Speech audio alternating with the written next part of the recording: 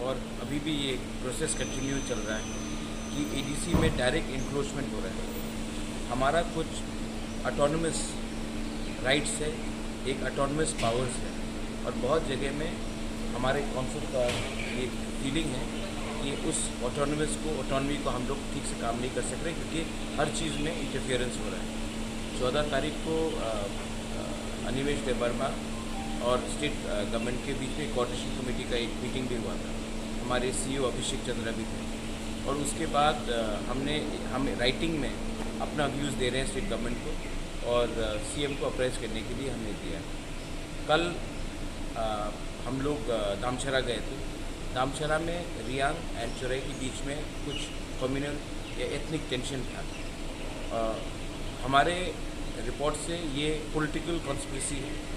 हमने जाके सबसे बात किया है, चोरई से भी बात किया, अपने ब्रू लोग से भी बात किया है, और हमने पीस के लिए वहाँ में अर्ज किया है। लेकिन हम चाहते हैं कि जो हमारा ब्रू का रिहेबिलिटेशन प्रोसेस जल्द से जल्द समाप्त हो।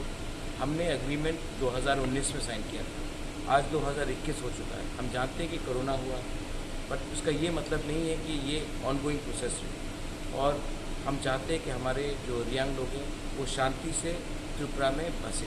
तो वो भी एक पॉइंट था जो हमने आगे रखा, और हमने कुछ त्रिपुरा के लिए, अपने एडीसी के लिए अच्छे टीसीएएस ऑफिसर्स का डिमांड किया है। हमने ये लिस्ट बहुत दिन पहले भेजा था, अभी तक उसका कोई जवाब नहीं आया है। तो हमने ये रिमाइंड किया है हमारे स्टेट गवर्नमेंट को कि इसको आप जल्द से जल्द ठीक कीजिए। आज सीएम ने क्या बोला? सीएम ने कहा कि वो देखेंगे इस मैटर में, और he will study the matter, और जल्द से जल्द अनिमेश देबर्मा या हमारे CM, deputy CM Animesh Debbarma और हमारे सीएम पूर्णचंद्र जमातिया से बात करके वो रिस्पॉन्ड करेंगे। हमारे सीएम कल फिर से एक चिट्ठी लिख रहे हैं, अगेन डिमांडिंग ये हमारा जो प्रॉब्लम्स है ऑफिशियली वापस सीएम को कल डायरेक्टली फिर से लिख रहे हैं, और उसके बाद वो फिर से जवाब देंगे।